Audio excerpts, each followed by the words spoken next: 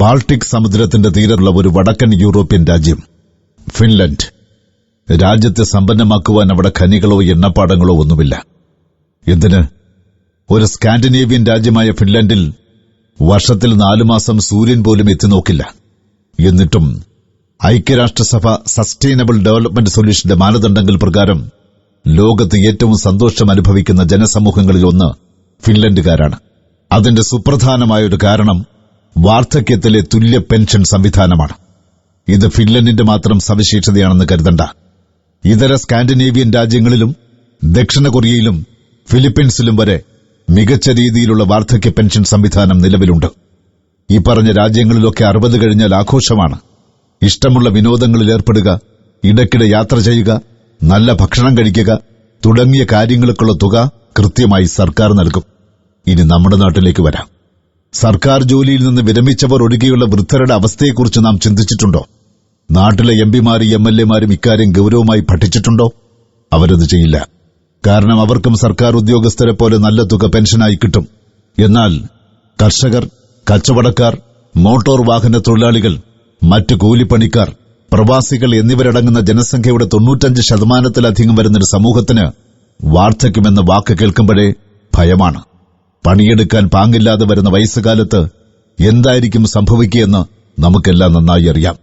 വിലകെട്ട ജീവിതത്തെ ഓർത്ത് വിലപിക്കുന്ന നാളുകൾ, ചെറുമക്കൾ കഴിക്കുന്ന പലഹാരങ്ങളുടെ മണമേറ്റ് കൊതിവിടുന്ന യാമങ്ങൾ, പിണ്ടതൈലം വാങ്ങിവരാൻ കെഞ്ചുന്ന അപ്പന്റെ പിണ്ടക്രിയ കൊതിക്കുന്ന മക്കൾ, കിടപ്പിലായ അമ്മായിയമ്മയുടെ വിസർജ്യം കോരേണ്ടി വരുമെന്ന് ഭയന്ന് കഞ്ഞിവറ്റുപോലും കൊടുക്കാത്ത മരുമക്കൾ.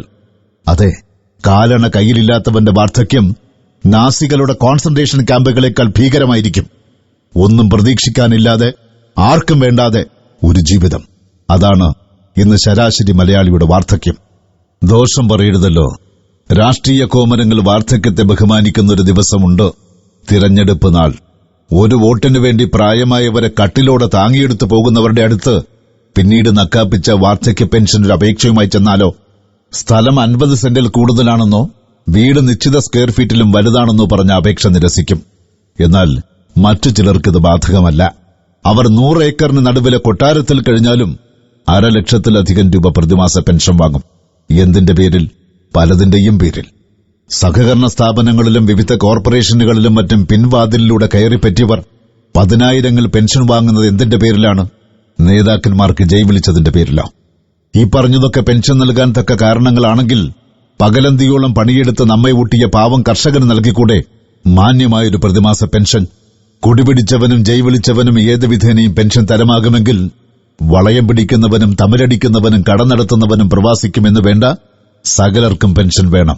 കൂട്ടിയും കിഴിച്ചും വീടിന്റെ ചുറ്റളവും പറമ്പും നോക്കി വാർദ്ധക്യ പെൻഷന്റെ പേരിൽ 1200 രൂപ കൊടുക്കുന്ന കാര്യമല്ല പറഞ്ഞത്. ആയ കാലത്ത് ഒരു ദിവസം കൂലിപ്പണിയെടുത്താൽ കിട്ടുന്ന തുകയില്ലേ അത്?